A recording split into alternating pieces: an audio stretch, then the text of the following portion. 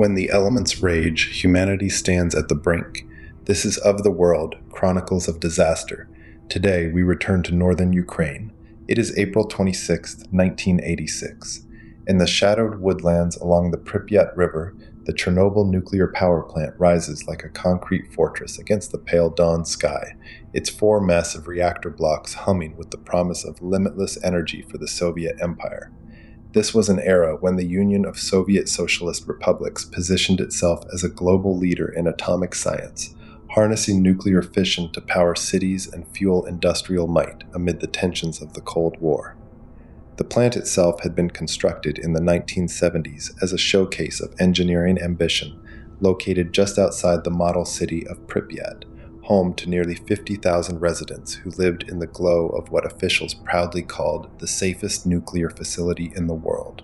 Yet beneath this veneer of progress lay a complex web of political pressures, where production quotas often overshadowed rigorous safety protocols, and where the drive for efficiency pushed operators to conduct risky experiments on live reactors.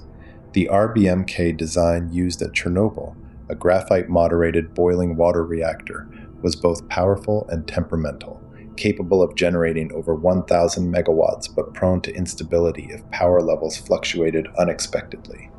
As the night shift prepared for what was intended as a routine safety test on reactor number 4, the air carried the weight of unspoken risks, with cooling systems, emergency protocols, and control mechanisms all poised on the edge of a precipice that few could fully comprehend. Historical records later revealed how the Soviet nuclear program, born from wartime urgency and post-war competition, had advanced rapidly, but often at the cost of transparency and thorough training for those who manned the controls. In this remote corner of Ukraine, the fusion of human ingenuity and raw atomic force was about to confront its most severe test, setting the stage for consequences that would ripple across continents and generations.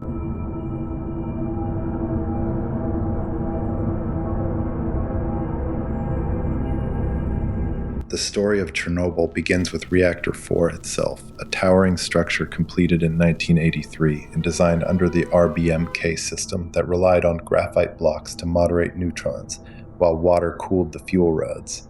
Key figures in the unfolding drama included Deputy Chief Engineer Anatoly Dyatlov, a stern and experienced operator known for his insistence on following orders even when conditions grew unstable.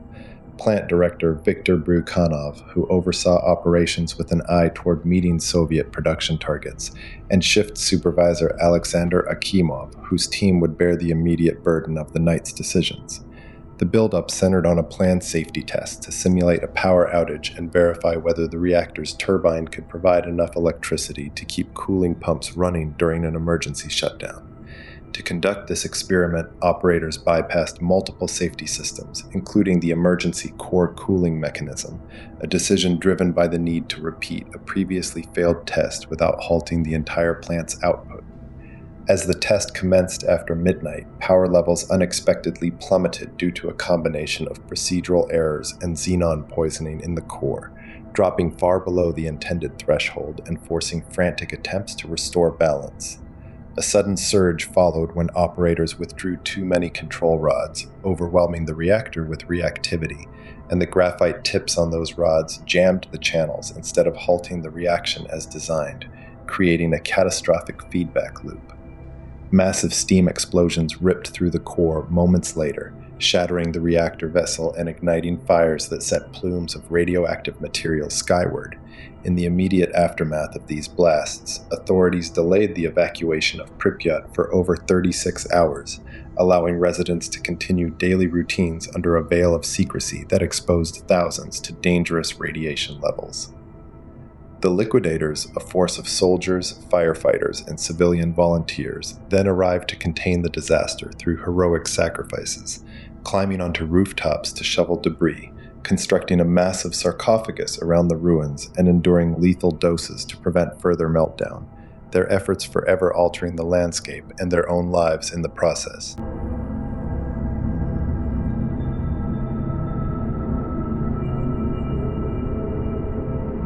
As the clock ticked past 1:23 in the morning on that fateful April night, Reactor 4 convulsed under unimaginable pressure, its core superheating in a runaway reaction that no one had anticipated.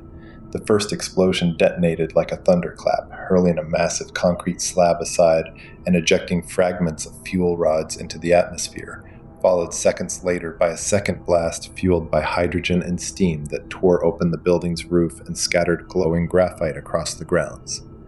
Control room alarms screamed in chaos as radiation meters pegged to maximum, while Akimov and his team fought desperately to activate emergency rods that refused to descend fully because of the warped channels and graphite tips blocking their path.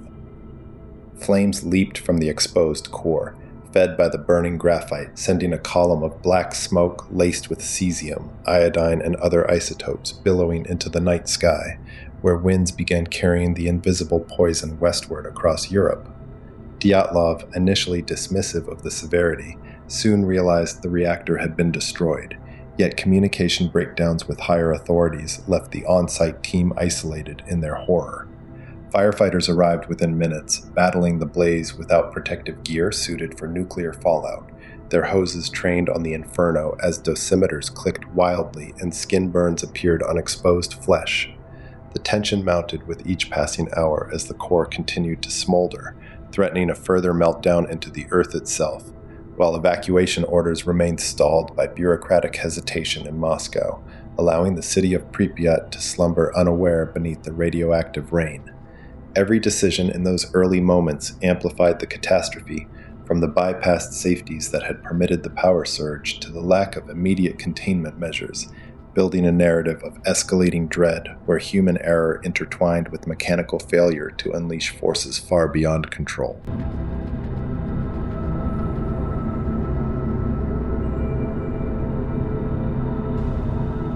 In the days and years following the explosions, the world grappled with the full scope of Chernobyl's aftermath as radiation spread across borders, prompting international alerts and the eventual relocation of over 100,000 people from contaminated zones. Scientific investigations uncovered how the RBMK reactor's inherent design flaws, combined with operator actions under pressure, had created the perfect storm, leading to reforms in global nuclear safety standards and the establishment of organizations dedicated to preventing similar events. Socially, the disaster eroded public trust in Soviet authority, fueling glasnost reforms under Gorbachev and highlighting the human cost through increased cancer rates, psychological trauma among evacuees, and the long-term exclusion zone that transformed Pripyat into a haunting ghost city overgrown with wildlife. The Liquidators' sacrifices were later honored, though many suffered lifelong illnesses, while ongoing monitoring revealed persistent hotspots and the challenges of decommissioning the site. This catastrophe underscored humanity's delicate balance with atomic power, inspiring documentaries, studies, and memorials that emphasize vigilance and transparency in technology. This has been Off the World, Chronicles of Disaster. Nature speaks in fire, earth, and water. We can only listen.